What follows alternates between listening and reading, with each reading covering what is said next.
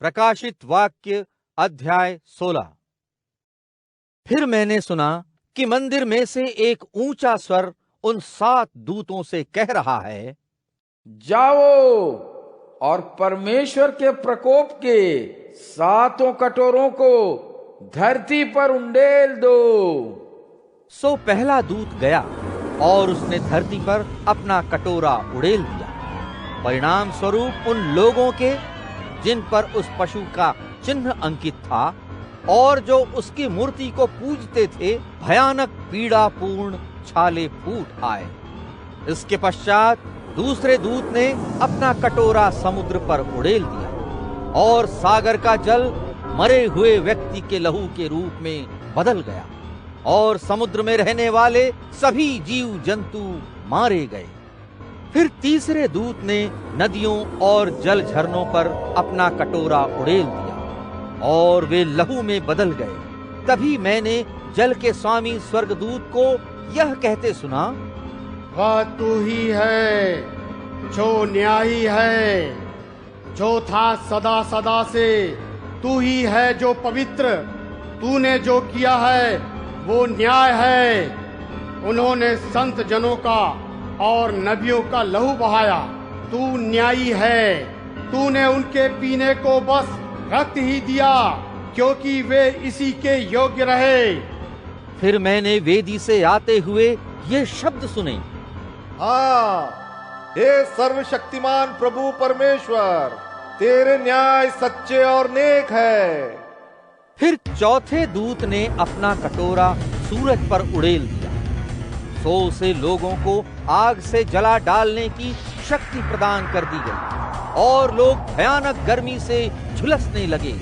उन्होंने परमेश्वर के नाम को कोसा, क्योंकि इन विनाशों पर उसी का नियंत्रण है। किंतु उन्होंने कोई मन न फिराया और न ही उसे महिमा प्रदान की। इसके पश्चात 5वें दूत ने अपना कटोरा उस पशु के सिंहासन पर उड़ेल दिया और उसका राज्य अंधकार में डूब गया। लोगों ने पीड़ा के मारे अपनी जीभ काट ली। अपनी अपनी पीड़ाओं और छालों के कारण उन्होंने स्वर्ग के परमेश्वर की भर्त्सना तो की, किंतु अपने कर्मों के लिए मन न फिराया। फिर छठे दूत ने अपना कटोरा फरात नामक महानदी पर उड़ेल दिया और उसका पानी सूख गया।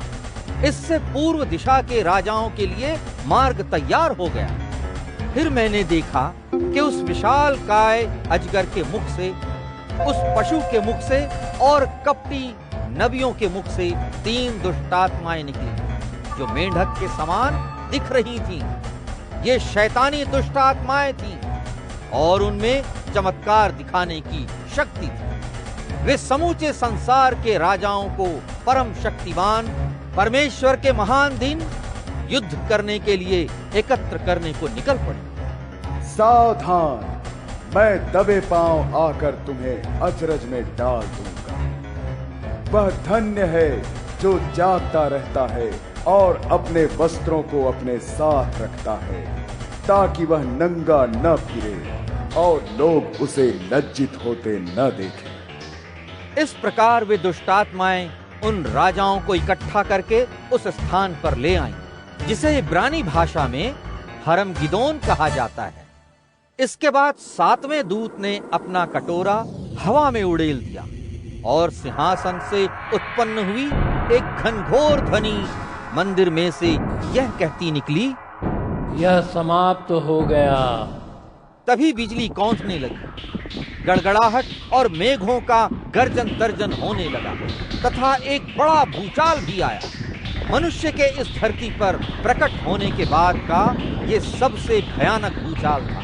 वो महान नगरी 3 टुकड़ों में बिखर गई तथा अधर्मियों के नगर ध्वस्त हो गए। परमेश्वर ने बाबुल की महानगरी को दंड देने के लिए याद किया था, ताकि वह उसे अपने भड़कते क्रोध की मदिरा से भरे प्याले को उसे दे दे। सभी द्वीप लुप्त हो गए, किसी पहाड़ तक का पता नहीं चल पा रहा था। 40-40 किलो के ओले आकाश से लोगों पर पड़ रहे थे। ओलों के इस महाविनाश के कारण लोग परमेश्वर को कोस रहे थे, क्योंकि यह एक भयानक